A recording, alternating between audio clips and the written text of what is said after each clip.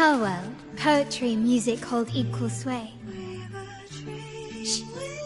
Listen carefully. On the tapestry of times, strum my strings for the endless dance of time.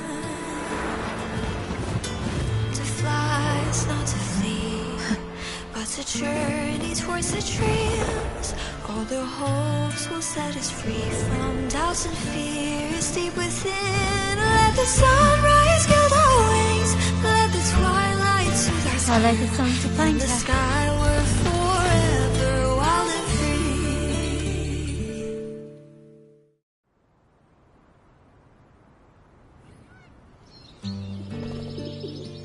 Rover! Carlotta! It's been too long. You really must adore that song. I remember hearing you sing it when I was little.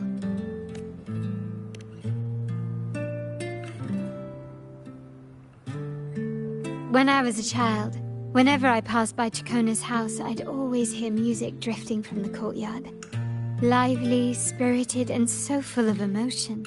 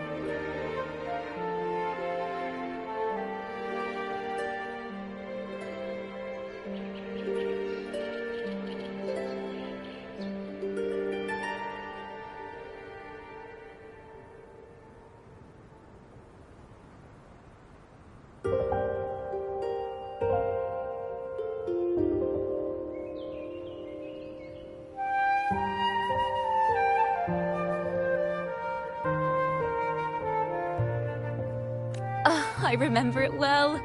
Those two guards of yours were like giants from Septimont. Easily 200 pounds of pure muscle. Back then, Chacona's family conducted the Order's choir.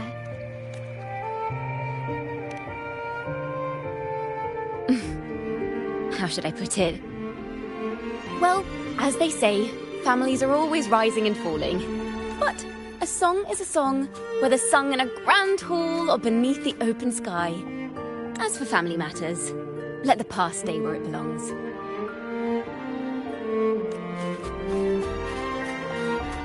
Anyway, the two of you came in such a hurry.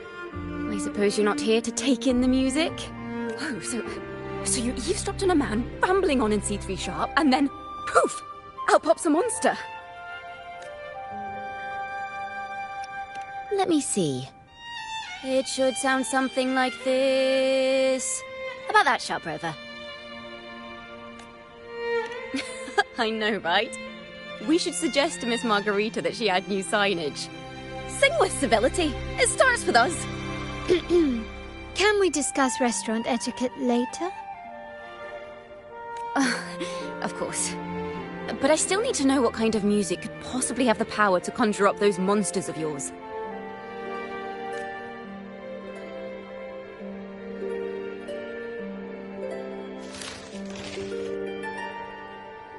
The Golden Anthem. That name should never be spoken. They're criminals. To conspire with them is to risk banishment at sea. Or worse.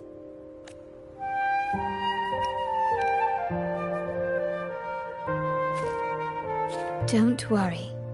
This won't be the first time we've crossed paths with the Order. Fine. From what you've told me, the composers of this poem cursed Rinascita, spelling the fall of Raguna. When the poem is played, some type of horror appears. If I understand correctly, that's what attacked you and Carlotta. If you ask me, this story is a right load of codswallop. I don't believe a simple little poem could curse Rinascita. Then you... We need to get to the heart of this poem and music mystery. Let me join you. I can't resist a good adventure.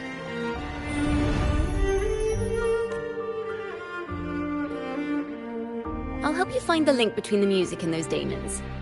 But in return, I want you to hand these pages to me for safekeeping.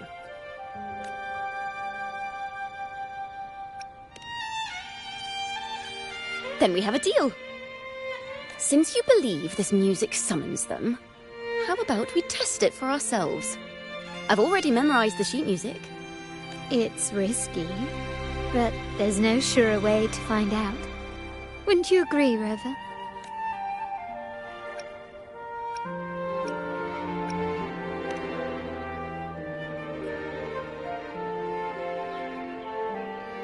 The final work of poets banished to distant seas and condemned to death. What, I wonder, did the verses forged in flames truly sing of?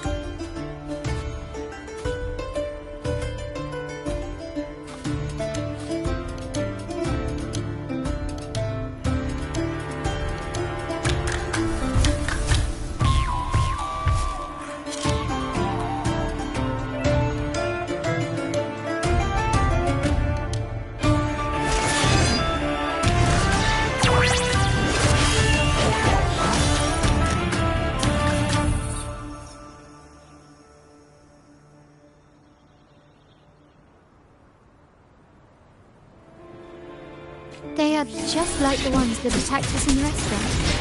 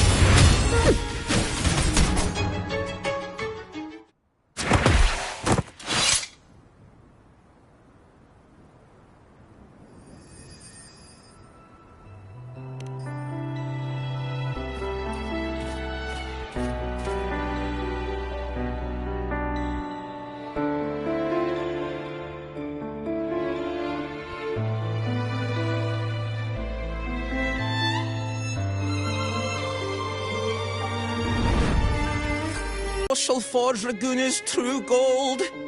Is it saying? If the poet's resentful souls gave birth to daemons, then... But what we've seen isn't like that, no. They're more like horrors created from people's words and imagination.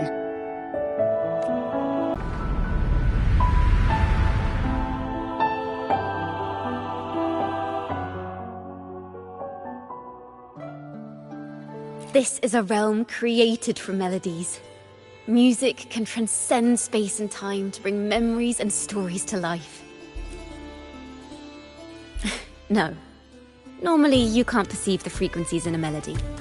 But that manuscript lets you... A balance scale with a crowd of people standing on one of the pans.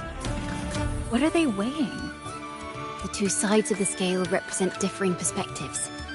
Once a work is made public, its meaning no longer belongs to its creator alone. It is shaped by the interpretations of its readers. Perhaps it was a simple poem at first, nothing more. But then that article claimed it was a curse upon Raguna.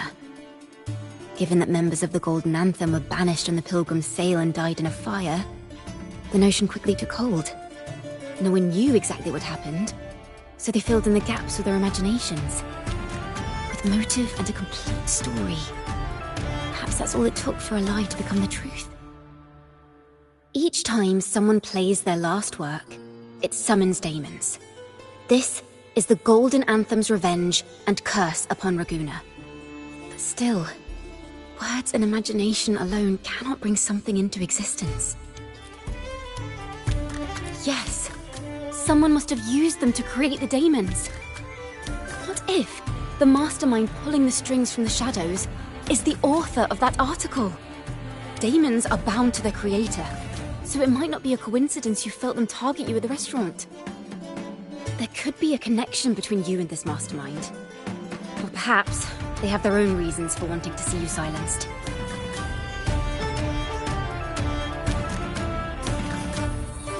Imagination knows no bounds. If left unchecked, such incidents will only increase. For resonators, dealing with them isn't much of a challenge. But for ordinary folk, it's enough to spark panic across the city.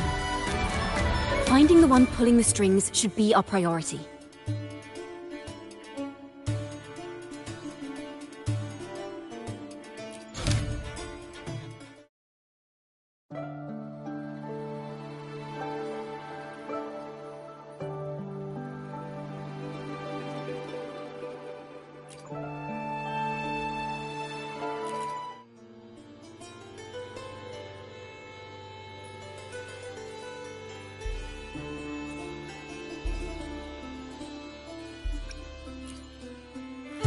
If the daemons are born from the public's imagination, then things will shift once we catch whoever is responsible for starting this in the first place.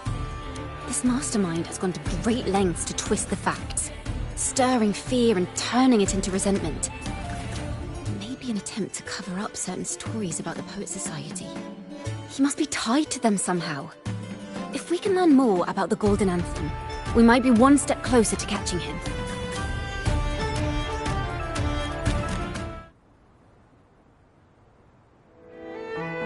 Music and poetry are born from kindness and hope.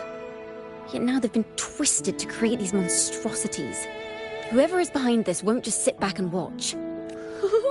The thought of confronting them is already inspiring me to write a ballad. What should I call it? Which instruments would fit? Our enemy hides in the dark, while we remain in the light. If that's the case, we need to split up. With your tenacity and Kona's expertise, we will uncover the truth. Someone has pointed a gun at Cat's Eye. Someone ought to pull back the curtain and expose them. The family has its ways. Tracing the article's source and finding this mastermind won't be a problem. If we find melodies connected to the Poet Society, I can bring the past into clearer focus. I've got it, Rover! I know a place where they've definitely left their mark. Let's go! Onward to new melodies!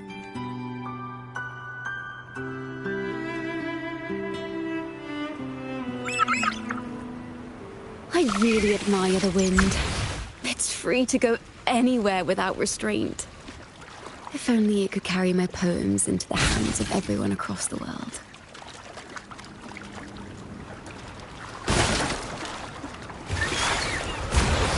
La da da da da da da. La da da da da da da. La da da da da da da da da da da da da. Da da da da da da da. Da do do do do do do. La na na na na na na na na na.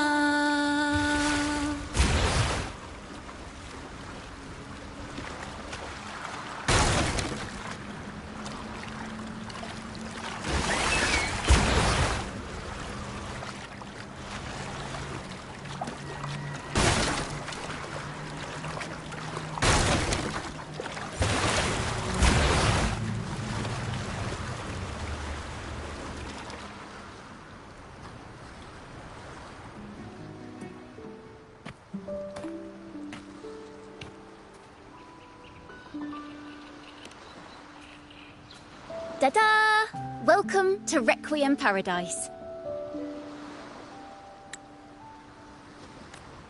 This is where Raguna's musicians lay their old instruments to rest. For the people of Raguna, the sea is everything. We live and sleep by the sea, and our souls drift out to sea when we pass.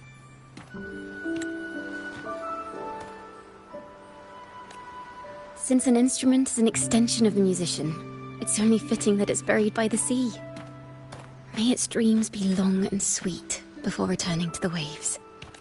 I'm certain this is where the poets of the Golden Anthem laid their instruments to rest before their banishment. What's wrong? You seem troubled.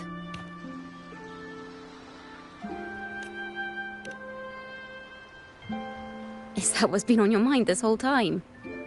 I say, if the answers aren't coming, let it all go and clear your mind. To be honest, I haven't found any leads either. But worry not. This is what we bards call a bottleneck. Once, I spent 3 days just trying to find the right words to describe a tree. Couldn't do it. Not one word. So, I stood under that tree and prayed for an apple to fall on my head. You know, just like in those stories where inspiration strikes after an apple hits you. And, well, at least you get a snack out of it.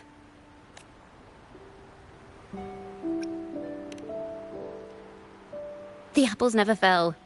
I stood under that tree until I couldn't any longer, but still no inspiration came.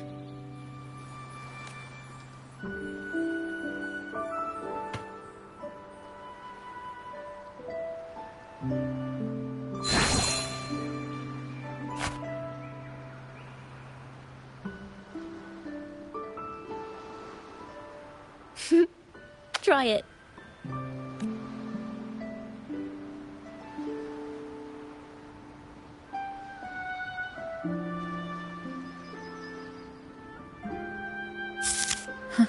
It's a real apple.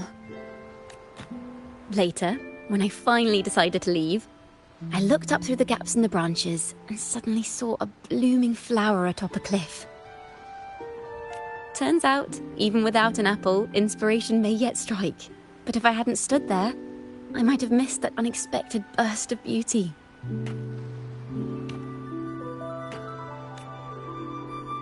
So, maybe this is enough.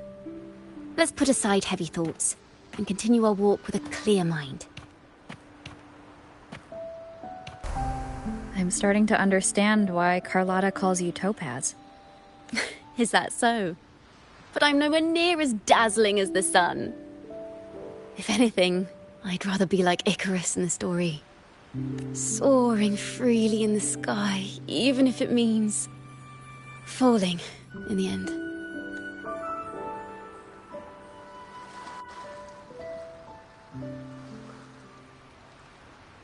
I sense the melody of an instrument close by. Let's search for it.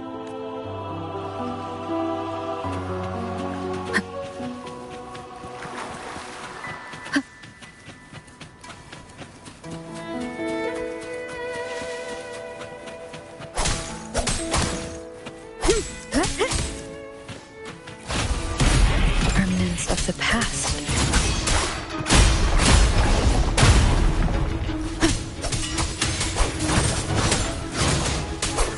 Annihilation!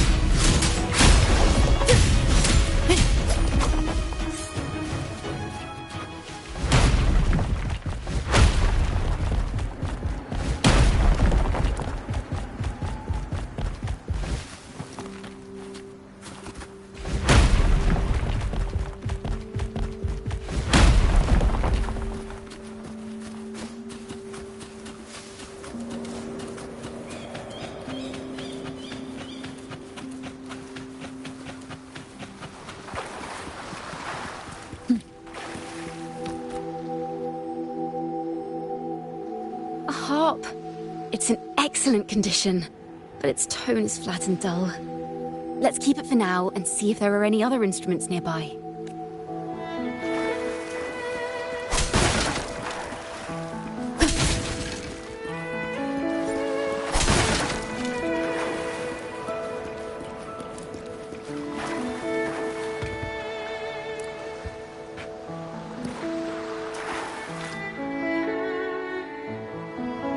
A flute, but it sounds sharp and harsh. If this were a performance, I'd say it's trying to finish as quickly as possible, barely giving the notes a chance to breathe.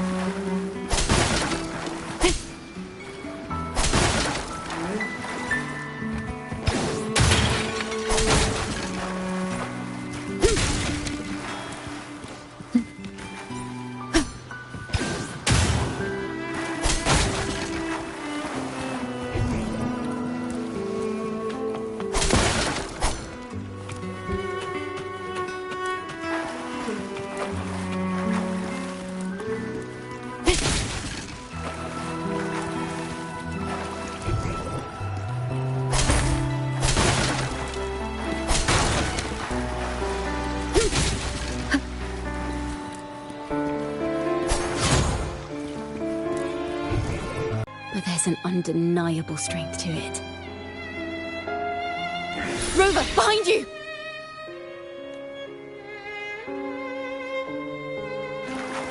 It seems this lute likely belonged to a member of the Poets Society.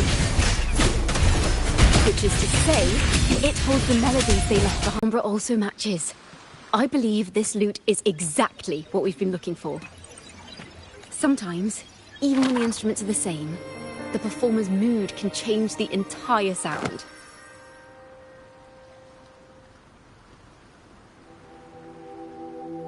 For example, this lute doesn't seek to boast. It speaks softly, like a traveller sharing a story over tea in the warmth of an afternoon. The true purpose of music is to express what words cannot.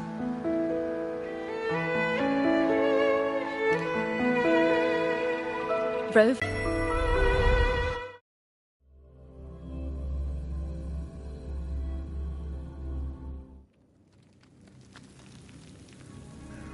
Listen. I hear something up ahead. It seems like an interrogation room. This melody carries the weight of the Poet Society interrogation. Let's keep moving. Take care with each step. The melodies left by these instruments are extremely fragile. The realm we're about to enter will appear fragmented. We may find ourselves straddling vast rifts in time and space. A single misstep could draw us into other melodies. Farrell of the Golden Anthem. Know that Imperator is stern, yet merciful.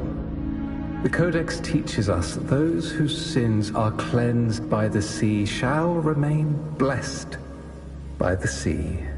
It is a grave offense to slander the Sentinel. This includes your claim that the Sentinel's true form is a steed of the skies. I was told you found this lie carved on a lithograph. In the face of the tempest, a giant celestial steed carved a path for the Ark. How absurd. If you admit you were mistaken at tomorrow's trial and reveal where you have hidden the evidence, I will move mountains to protect you and your companions. Remember, Imperator only responds to repentance, not silence. I'm sorry, Sir Acolyte. I'm doing my best to cooperate. Please don't mistake my silence for defiance. It's just, this room is freezing, and I've caught a chill. Makes it hard to talk. I'm afraid that by the time I see the Sentinel, I will have lost my voice entirely. Perhaps then, they will judge you for silencing a poor transgressor's confession. As long as you repent and help us destroy those blasphemous poems and songs, the Sentinel shall show mercy. You are a wise man. I trust you will make the right choice. I look forward to seeing you tomorrow. Good night, Mr. Farrell. I will always be here should you wish to receive the Sentinel's mercy. No need to worry, Sir Acolyte. In fact, I'm beginning to enjoy the cold. Neither official nor private records show them as having ever repented in the Cathedral of Mercury. This melody is fading fast. Let's check if there's anything nearby to amplify it. Farrell's gone mad! He ought to have hidden the truth in our secret study. Why would he slip this dangerous knowledge into his poems and hand them out to children? We ought to have buried the truth. Buried the truth? It just occurred to me. Is that our mastermind's true aim? Not only to bury the past, but also to silence those who know the truth. Like you. To that end, he stirs panic to deepen Ragonese prejudice against the Poet Society, using this opportunity to create monsters born from our words. Words and music are weapons without form.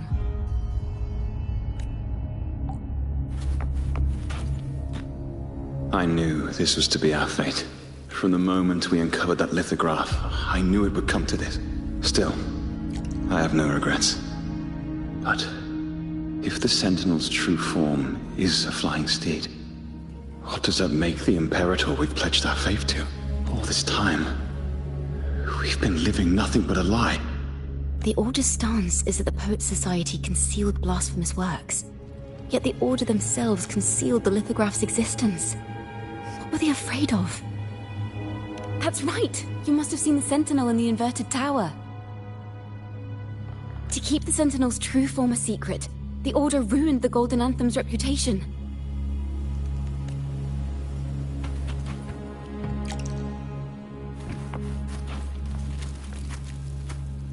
I understand what Farrell was trying to do.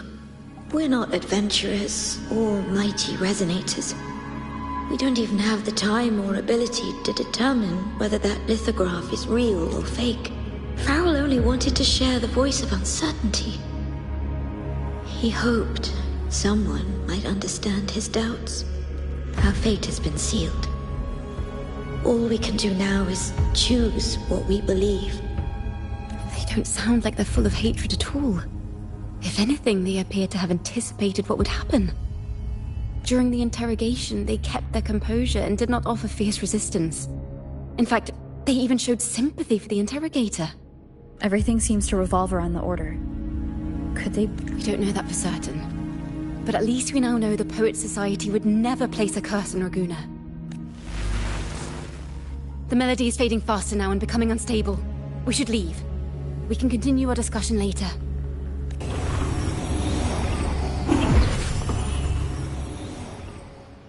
Where is this place?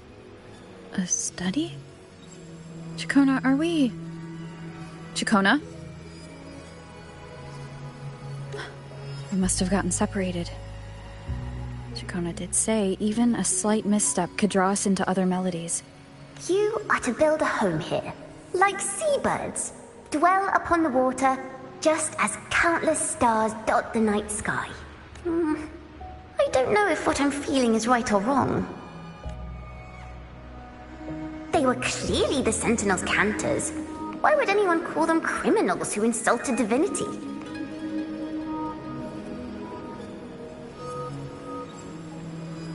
This is a poem I've never seen before. It's so different from what they used to write. Do not place flowers on my tomb, for I do not rest beneath the stone.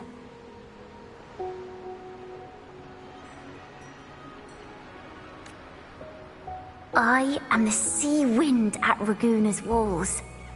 I am a dawn that breaks through thorns.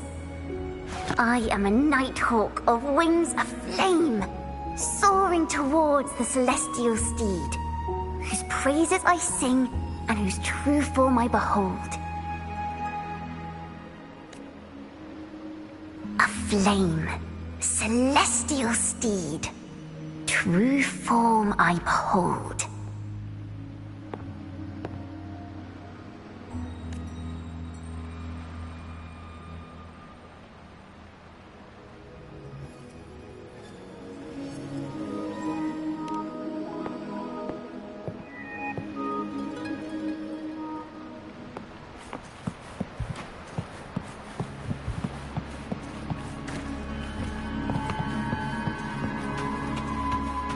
Flame, and I shall be reborn in immortal poetry.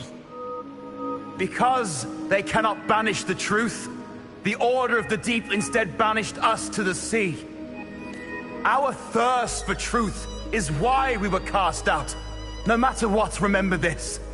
The truth will always exist.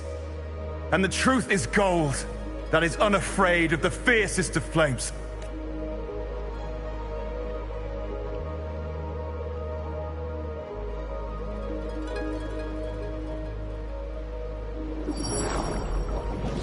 Can't get through, but the sounds are coming from over there. What is this place? Who are you? She's always been distant and aloof, but her true melody is both heavy and fragile. Chakona Toccata. As long as you still draw breath, lift your eyes and look. With this poem, your life is eternal.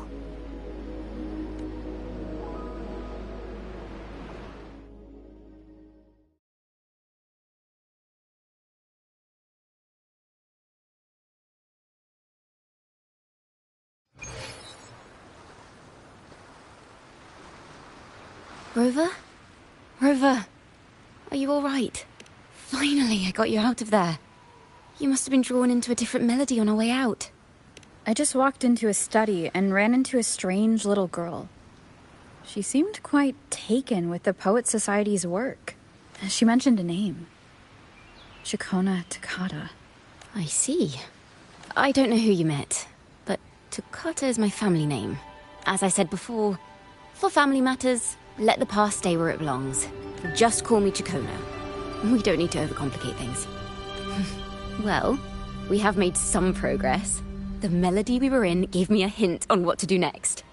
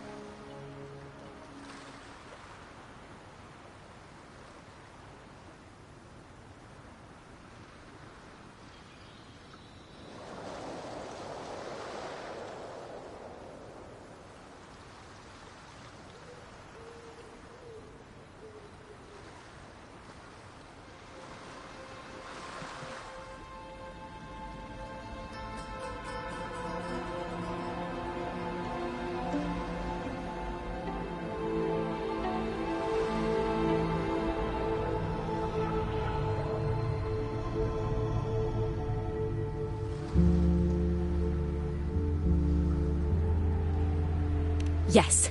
Seeing as they banished the Golden Anthem, we might find more clues in the Cathedral of Mercury.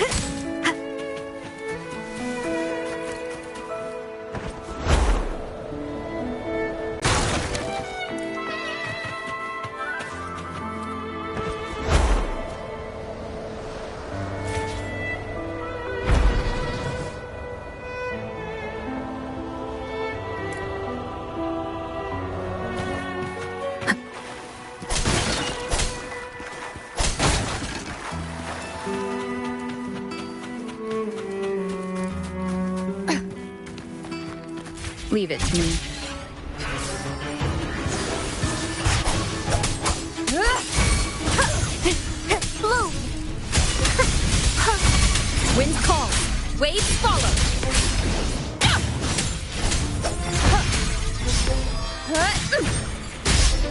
One with the sound.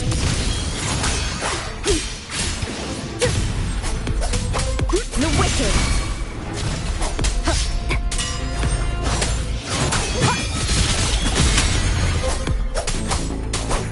Annihilation!